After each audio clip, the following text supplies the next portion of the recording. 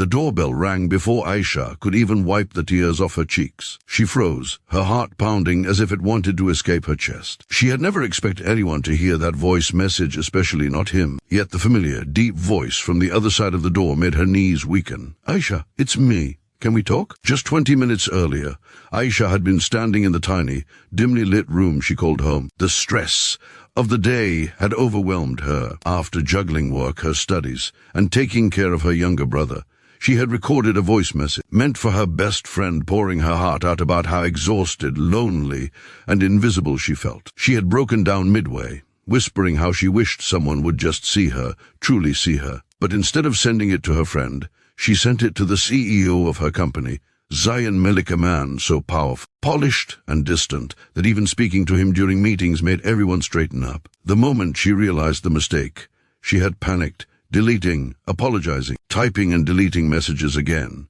Her mind spinning in embarrassment. She never expected him to listen. She definitely never expected him to reply, and she certainly never expected him to show up at her doorstep. Aisha hesitated before opening the door, but when she did, she found Zayan standing there without his usual suit, without his cold expression.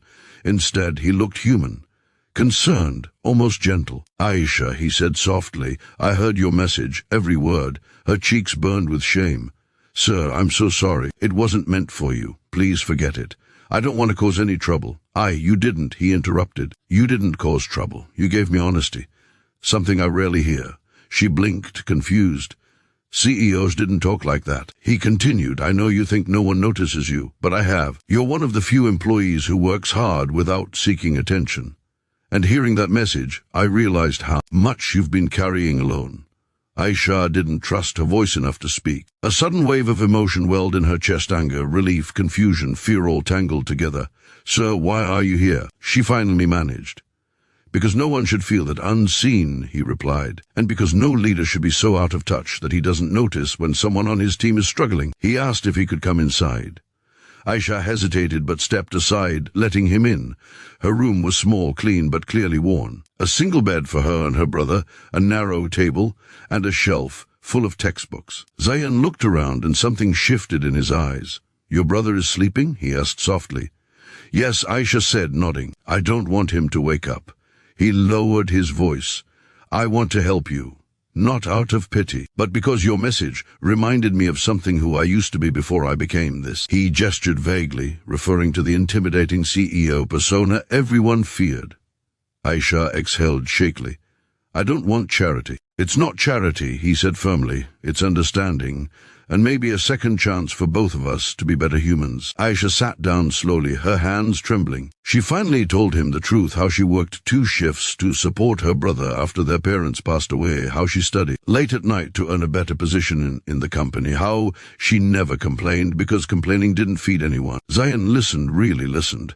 And for the first time, Aisha didn't feel invisible. He then shared his own story, how he built the company after losing his father, how responsibility changed him, hardening him, how he forgot what empathy looked like. "Today," he said quietly, "your message reminded me."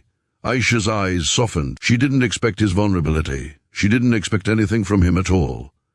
Then came the moment that changed everything. "Aisha," he said, "starting tomorrow, I'm promoting you to team lead, better pay, better hours. And I want you to apply for our scholarship program. I'll personally approve it." Aisha stared at him, disbelief overwhelming her. "Sir, I didn't ask for." "I know," he said with a gentle smile. "That's why you deserve it." Her tears finally fell, silently, freely, but the real challenge was yet to come. People in the office questioned her promotion. Rumors spread. Jealousy sparked. Aisha felt the weight of whispers behind her back. Some said she must have done something inappropriate. Some said she used pity. Others said no one gets close to Zayan without a reason.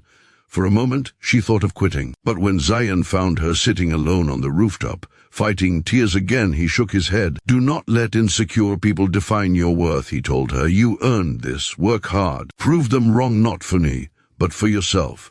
So she did. Aisha worked with integrity.